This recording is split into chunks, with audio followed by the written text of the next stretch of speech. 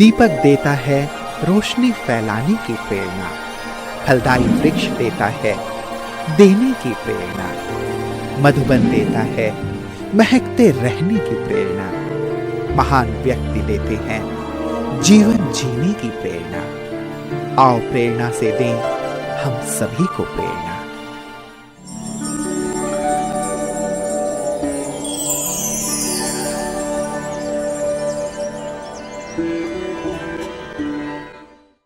भंडारा महाराष्ट्र राज्य का एक मुख्य जिला है। यह जिला चावल के उत्पादन के लिए प्रसिद्ध है। इस शहर को पीतल का शहर भी कहा जाता है। भंडारा ब्रह्मा कुमारी ईश्वरीय विश्वविद्यालय की मुख्य संचालिका है राजयोगिनी आदरणीय रक्षा दीदी जी। आपका जन्म 1977 में महाराष्ट्र के उमरेड में हुआ। बचपन से ही आप खेल कूद, चित्रकला, भाषण कला आदि में विशेष रुचि रखते थे। आप मधुरता, धैर्यता, हर्षित मुक्ता, नम्रता आदि दिव्य गुणों से भरपूर स्नेही आत्मा हैं। आपको बचपन से ही ईश्वरीय ज्ञान की प्राप्ति हुई। 1988 में माउंट आबू के हेडक्वार्टर में आपने अव्यक्त बाप दादा से मिलन मनाया और 1995 में आप ईश्वरीय सेवाओं में संलग्न हो गए।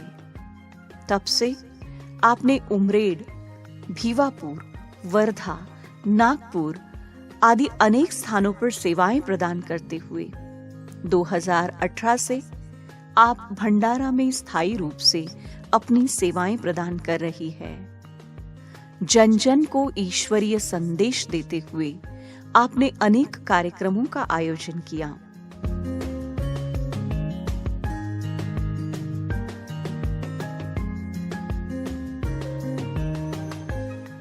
दीदी जी के नेतृत्व में 700 से अधिक विद्यार्थी अपने जीवन को तनाव मुक्त और दिव्य गुणों से भरपूर कर रहे हैं।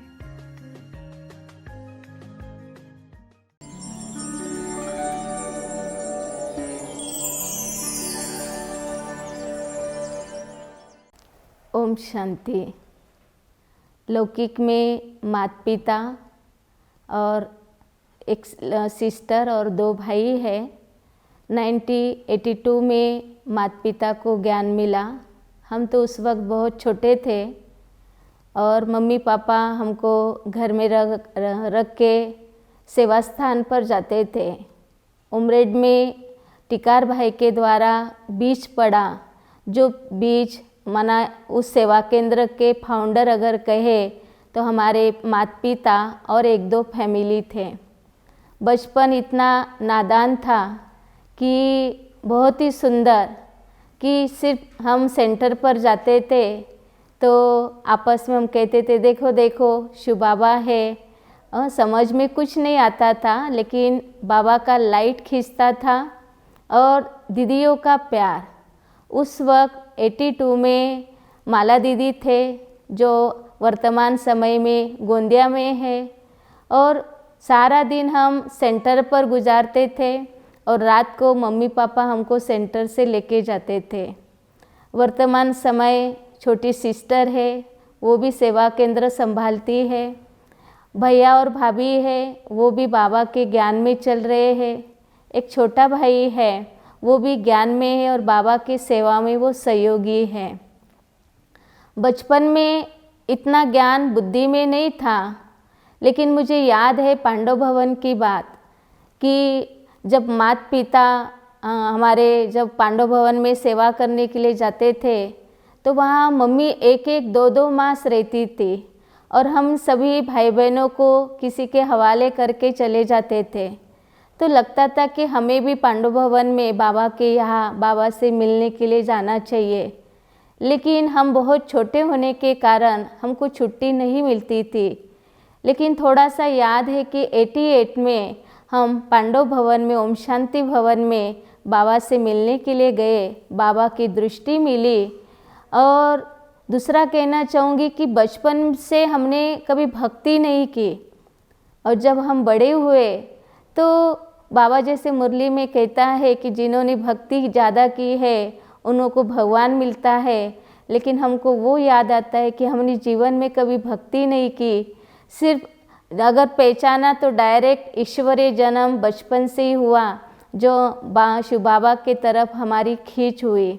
और ऐसे बड़े होते होते मधुबन में कई बार जाना हुआ। और फिर 10वीं क्लास हाई स्कूल की पढ़ाई, जूनियर कॉलेज की पढ़ाई पूरी की। जूनियर कॉलेज की पढ़ाई पूरी करके फिर हम सेवा केंद्र पर रहने के लिए आए।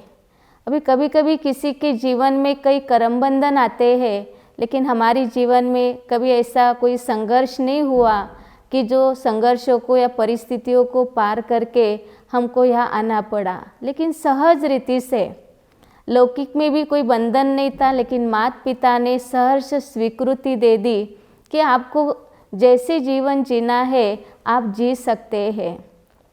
और लौकिक में जब हम पढ़ाई पढ़ते थे तो बचपन से ही माता पिता ने हमारे अंदर वो संस्कार डाले कि स्कूल में जाना है और हफ्ते में एक बार आपको बाबा के घर में ज़रूर जाना है।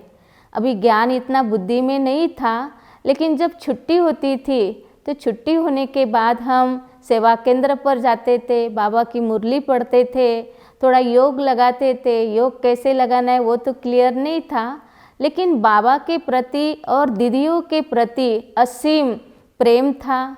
तो हमने लौकिक के अंदर माला दीदी, लता दीदी जो फिलहाल अभी परतवाड़ा में है, और वर्तमान समय में रेखा दीदी जी है, जिनके द्वारा हमने बहुत पालना ली।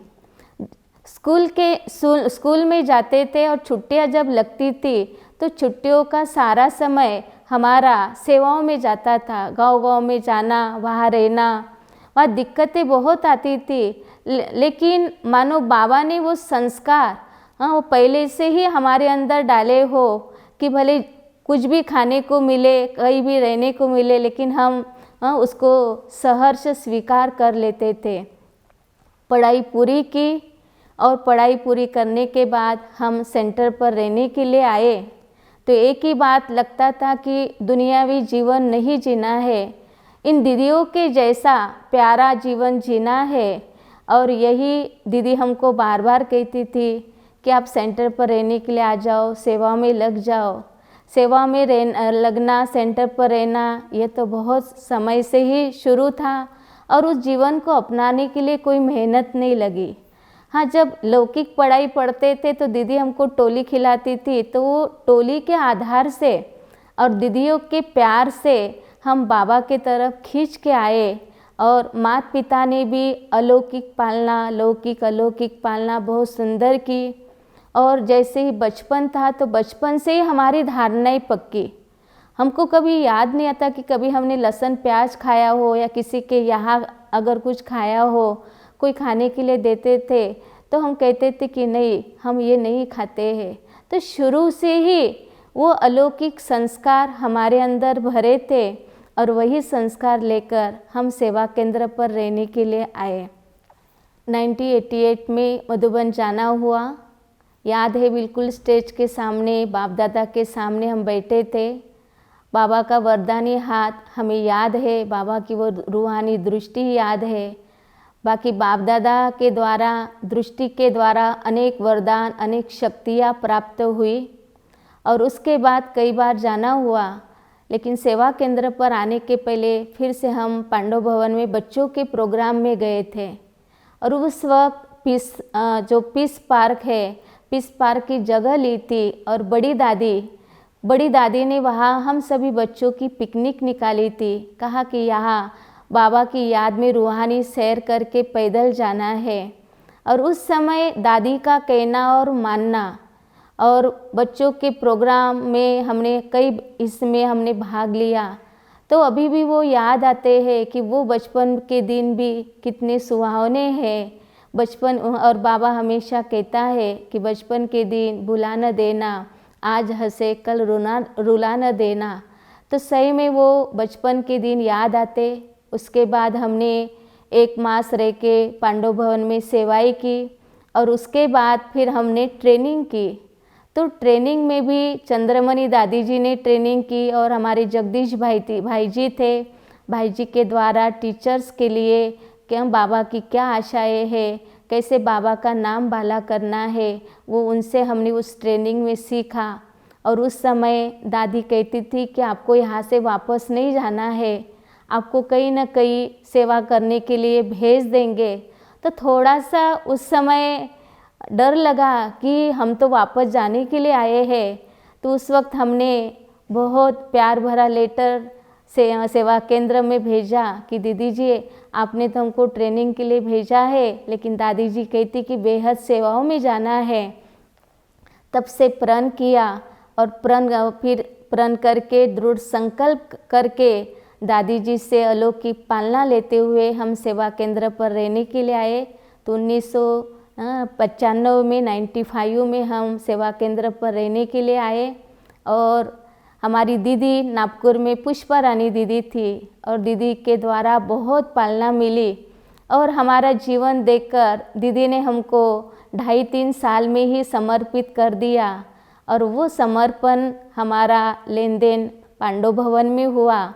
और 97 में जब डायमंड हॉल का ओपनिंग था, 108 बहनें थी, उसके बीच में हमारा समर्पण हुआ। और उस वक्त बाप दादा के साथ स्टेज पर मिलना हुआ। बाप दादा ने रूहानी दृष्टि दी और बाप दादा ने यही वरदान दिए कि स्वनिर्विघ्न रहना, सेवा केंद्र को निर्विघ्न बनाना, सभी साथियों को निर्विघ्न बनाना। आपका हाथ बाबा के हाथ में है और बाप दादा का साथ है। और सदैव वायुमंडल को भी निर्विघ्न बनाना, ये वरदान देके हमको बाप दादा ने भरपूर किया। वो अलौकिक जीवन की शुरुआत कि बाप दादा ने कहा कि ये कंगन पवित्रता का और दृढ़ता का कंगन ये पक्का रखना और सदैव निर्विघ्न रहना। तब से बाप दादा का सदैव साथ और हाथ और हिम्मत बाप दादा की है। तब से जीवन हमारा निर्विघ्न चल रहा है। बाबा की बेहद सेवाएं भी निर्विघ्न होते हुए चल रही है। बेहद की सेवाओं में बाप दादा ने कई अनुभव कराए। अचानक लॉटरी लग गई सेवाओं में कि पद यात्रा में जाना हुआ। उस समय कहा था कि आपको चलने की प्रैक्टिस करनी है, लेकिन बड़ी दीदी ने कहा कि आपको पद यात्रा में जाना है। तो उस समय पैरों की काफ़ी दिक्कत हुई, बहुत तकलीफ़ शुरू हुई थी। लेकिन बाबा को कहा कि बाबा ये बेहद की सेवाएं आपको ही करनी है, मैं तो निमित्त मात्र आत्मा हूँ, करण करावनहार आप है। और सही में पूरी निर्विघ्न रूप से बाबा ने ये सेवाएं पूरी कराई। दूसरा अनुभव सेवा के अंदर कि सेवा केंद्र पर रहने के लिए आए, लेकिन भाषण करना नहीं आता था। तो बाप दादा ने एक निमित्त बहन बनी, कहा कि आपको भाषण करना ही है। और उस समय मुझे बहुत रोना आया कि मुझे तो कुछ आता नहीं है और मैं कैसे करूँगी। लेकिन बाप दादा ने वो अपना कार्य करा दिया और वो भाषण करने की कला, वो गुण बाबा ने ऑटोमेटिक डाल दिया। और ऐसे कई अनुभव सेवा के अंदर आए कि सेवाएं भी निर्विघ्न होती गई और उतनी ही उमंग उत्साह से वो सेवाएं करते करते हमने औरों को भी सेवा करना सिखाया। सेवाओं के लिए बड़ी दीदी ने एक सुनहरा अवसर दिया। कहा कि आपको मधुबन में सेवा के लिए जाना है। तो दादियों के सेवा में जाना हुआ। उस वक्त बड़ी दादी जी थे, मोहिनी बहन थे। दोपहर में और रात को दादी के पास जाते थे। दादी को कभी कभी हम बालों को तेल आदि लगा के देते थे। और उस समय भट्टी भी शुरू थी। तो जब दादी के पास आए तो दादी ने कहा कि भट्टी के अंदर उड़ी क्या, क्योंकि उस वक्त कई बहनें ट्रांस में चली गई थी, लेकिन हमको उस समय वो अनुभव नहीं हुआ। तो मोहिनी दीदी जी ने कहा तू तो पंख यहाँ ही फड़फड़ाती रही। तो लगा कि नहीं, अपनी ऊंची स्थिति बनाना है। दादियों को देखते थे तो बिल्कुल लाइट अवस्था।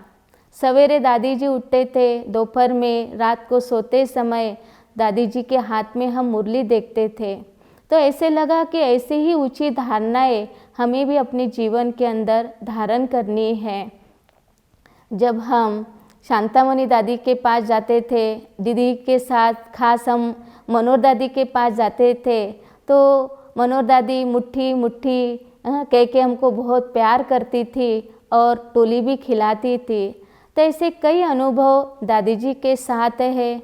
बड़ी दादी जी के द्वारा तो हमने एक्यूरेट, ऑलराउंड, बिल्कुल त्यागी तपस्वी जीवन हमने देखा कि कभी कभी जब सेवाओं का विस्तार ज़्यादा रहता है तो कभी हमको नींद नहीं आती, लेकिन सब कारोबार करते हुए जैसे निश्चिंत अवस्था कि सारा बोझ बाबा को दे दिया, ऐसे निश्चिंत अवस्था हमने दादियों की देखी और दादियों से ही वो गुण हमने अपने जीवन के अंदर लाए।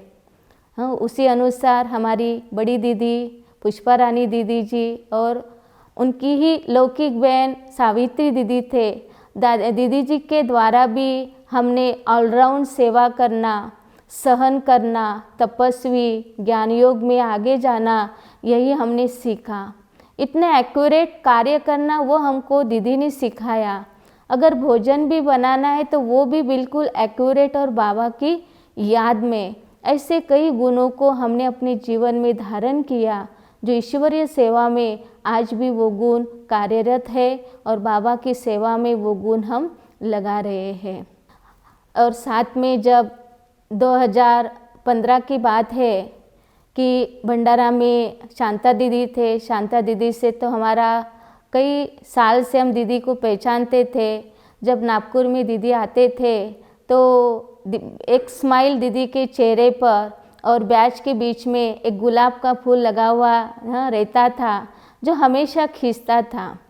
भले दीदी को कम सुनाई देता था लेकिन दीदी का चेहरा बहुत सेवाएं करते थे और बाबा ने जो सिखाया उसमें हाजी, बड़ी दीदियों ने जो कहा उसमें हाजी।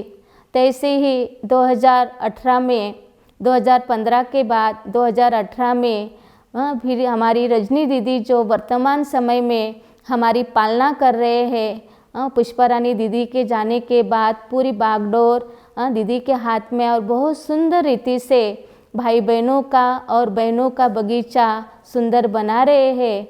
और दीदी जी ने कहा कि नागपुर के अंदर सेवा केंद्र छापरू नगर तो संभालती ही हो, लेकिन उसके साथ साथ भंडारा में भी आपको रहना है, वो भी संभालना है। तो थोड़ा आनाकानी करने का संस्कार तो नहीं था, लेकिन दीदी ने कहा, बड़ों ने कहा तो उसमें हाजी कह के संतोष दीदी जी ने भी कहा कि आपको वहाँ की भी सेवाएं संभालना है। मानो संगम युग पर सेवाओं का डबल ताज बाबा ने सिर पर चढ़ा दिया और यही लगा कि बड़ों के द्वारा, बड़ी दीदी के द्वारा बाबा ने कहा है और उसको स्वीकार किया तो दोनों सेवाएं संभाल रहे हैं। बेहद की सेवाओं को देखते हैं, भाई बहनें कैसे संतुष्ट रहे, बहनें संतुष्ट रहे, वो ख्याल रख के अपने गुणों को, शक्तियों को हम कार्य में लगा रहे हैं। ब्राह्मण जीवन के अंदर यही विशेषता जीवन के अंदर आई। पुष्पा रानी दीदी, शांता दीदी, सावित्री दीदी से यही सीखा, त्यागी, तपस्वी, शांत प्रिय जीवन और वही शांत प्रिय गुण सेवाओं में लगाना ये सीखा है और यही आगे पक्का किया है कि बाबा की श्रीमत पर चल के बड़े जो कहे उस कार्य को हाजी कहना और उसको पूरा करके दिखाना, जीवन में अलर्ट रहना, उमंग उत्साह भर के रहना, कभी आलस अलबेलापन अपने जीवन में आने नहीं देना, यही ब्राह्मण जीवन की विशेषताओं को पक्का किया है। जब तक इस शरीर के अंदर आत्मा है तब तक बाबा का परिचय सबको मिलता रहे और बाबा की प्रत्यक्षता होती रहे, यही सदैव मैं ध्यान रखती हूँ। वर्तमान समय में स्व चेकिंग साथ में स्व पुरुषार्थ चलता है। स्व पुरुषार्थ में एक तो बाबा की मुरलियों पर मनन चिंतन और दूसरा उस मनन चिंतन करके उस पर चलना, ये मैं कोशिश करती हूँ। और अगर गलती भी होती है तो मन के अंदर क्षमा भाव लाके शुभ भावना लेके आगे बढ़ती हूँ। बाबा जैसे कहता है कि कर्मिक अकाउंट को खाली करना है, एक सीख लो, क्षमा दे दो, क्षमा ले लो। तो ऐसे क्षमा भाव जागरूक करती हूँ और ज़्यादा से ज़्यादा साइलेंस में रहकर ज़्यादा पुरुषार्थ करूँ, यही मेरा ज़्यादा अटेंशन इस ब्राह्मण जीवन में रहता है। और साथ ही साथ देखती कि कहीं आलस तो नहीं आ रहा है, अगर दिखाई दे रहा है तो स्व पुरुषार्थ से उसको ख़त्म करने का प्रयास भी करती हूँ। अंतिम समय का पुरुषार्थ बाबा हम बच्चों को हमेशा कहता है कि बच्चे, जो कुछ होना है अचानक होना है, इसलिए हर परिस्थितियों को देखते हुए हर समय एवर रेडी। तो इस एवर रेडी का पाठ हम पक्का करें और सदैव मैं एवर रेडी रहूँ। बाबा के साथ मेरा बुद्धि का योग लगा रहे। अगर बुद्धि का योग लगा न रहे तो शायद परिस्थिति बड़े से बड़ी हो सकती है, इसलिए यही अटेंशन रहता है। और अंतिम पुरुषार्थ अगर हम कहें तो सदा एवर रेडी रहे। खास अव्यक्त मुरली का वाचन करती हूँ ताकि उस वाचन के द्वारा कुछ न कुछ बाबा की बातें मैं अपने जीवन में ला सकूँ, यही मेरा पुरुषार्थ रहता है। और दूसरा पुरुषार्थ, हर आत्मा के प्रति मैं शुभ भावना रखती हूँ और कुछ गलती किसी से होती है तो क्षमा भाव रख के क्षमा कर देती हूँ और क्षमा भाव ले लेती हूँ। यही मेरा अंतिम समय का पुरुषार्थ रहे कि है सदैव मैं एवर रेडी रहूँ। संगम युग पर बाबा के इतने सारे ब्राह्मण बच्चे हैं और उन ब्राह्मण बच्चों के प्रति मेरा यही एक संदेश है कि संगम युग की ये सुनहरी घड़ियों को हम वेस्ट न करें, वेस्ट समय वेस्ट थॉट में न डालें, क्योंकि ज़्यादा से ज़्यादा समय हमारा व्यर्थ में जाता है। व्यर्थ का चिंतन होता है, अनेकों के दोष देखने में आता है। लेकिन यही संदेश दूंगी कि इस थोड़े से संगम युग में जितने भी ये समय हमारे पास है तो अनेकों के गुणों को देखकर दूसरों को भी आगे बढ़ाए, यही सीखे। अपने समय को बेहद की सेवा में हम डालें और यही ध्यान रखें कि मुझ आत्मा के चलन और चेहरे के द्वारा बाप की प्रत्यक्षता हो जाए और उसके लिए सदैव हम पुरुषार्थ में स्व पुरुषार्थ में हम बिजी रहे। यही ब्राह्मण आत्माओं के प्रति मेरा संदेश है।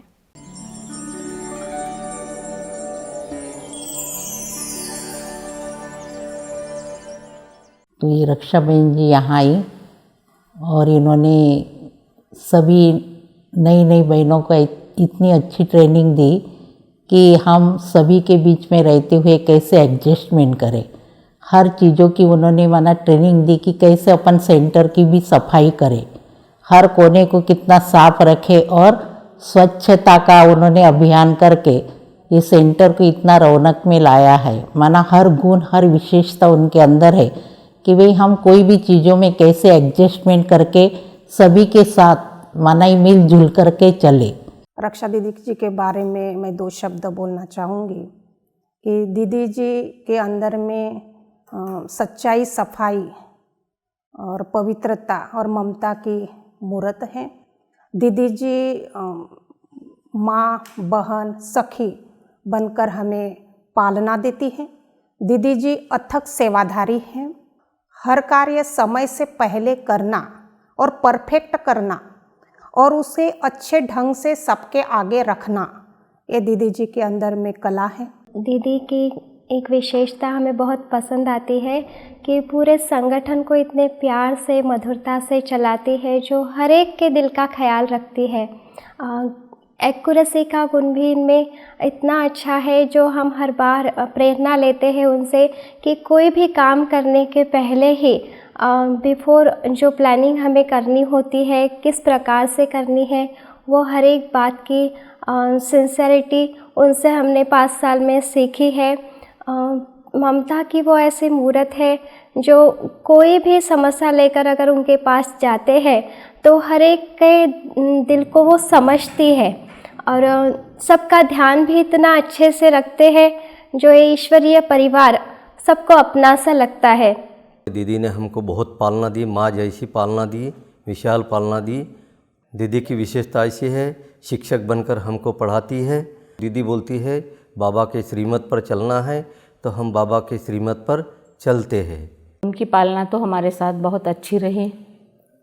वो बहुत ही हार्ड वर्किंग, मेहनती, और कभी उनकी तबीयत भी कम ज़्यादा रही तो भी सेवा के बारे में वो कभी एडजस्ट नहीं करते। उनका सूत्र संचालन तो खासकर मुझे बहुत ही प्यारा लगता है। ऐसे लगता कि जैसे ज्ञान गंगा बह रही है, और छोटी उम्र में भी शांता दीदी जैसी पालना सभी की वो कर रहे हैं। हमारी आदरणीय रक्षा दीदी जो हर परिस्थितियों में हमें साथ देते हैं। दीदी की एक विशेषता है कि हर संगठन को लेकर चलना, उनके साथ रहना, बात करना, हर समय सहयोगी बनना। दीदी जी की एक विशेषता है, हर एक के संगठन में हो चाहे हमारे ब्राह्मण परिवार में हो, बहुत अच्छी रीति से कोई भी समस्या आती है तो उनको अच्छी रीति से समझाकर हर एक ब्राह्मण आत्माओं को संतुष्ट करते हैं। हमारी रक्षा दीदी जी हमारी माँ जैसी पालना करती है, माँ जैसे प्रेम करती है। हम जैसे सेंटर में आए तो बहुत अच्छा लगता है, और हमें दीदी जी बोलती है कि घर गृहस्थी में रहते हुए भी कमल फूल समान पवित्र रहना है, तो हम वैसे ही पालना कर रहे हैं।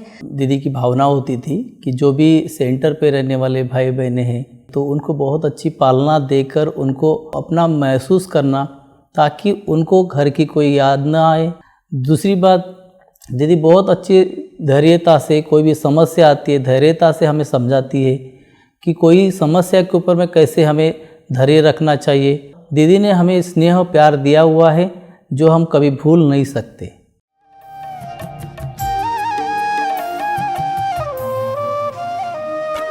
हमें मिला अमर वरदान ज्ञान की मुरली से, हमें मिला अमर वरदान ज्ञान की मुरली से। आँखों को अंजन मिला और ज्ञान रस पान, आँखों को अंजन मिला और ज्ञान रस पान ज्ञान की मुरली से। हमें मिला अमर वरदान ज्ञान की मुरली से, ज्ञान की मुरली से।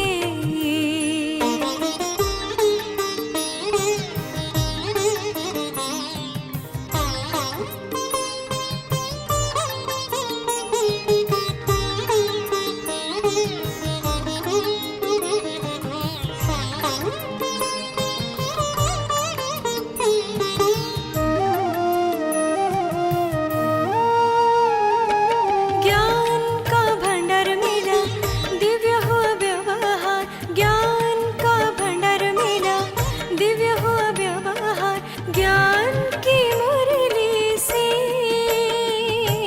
हमें मिला अमर वरदान ज्ञान की मुरली से, ज्ञान की मुरली से।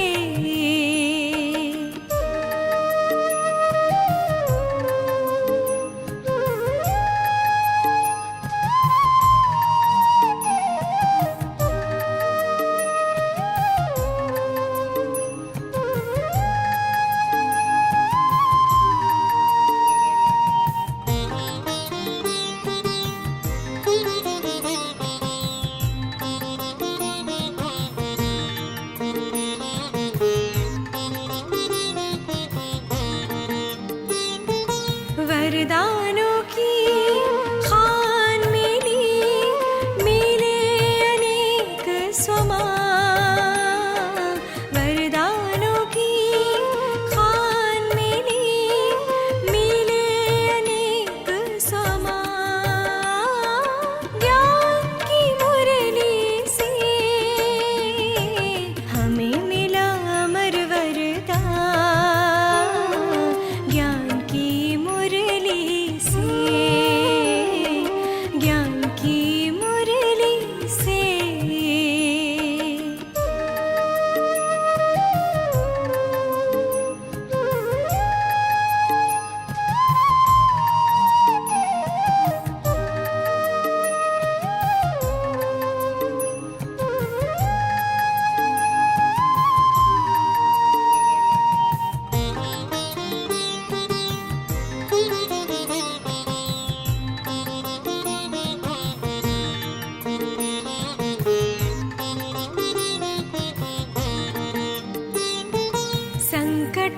चक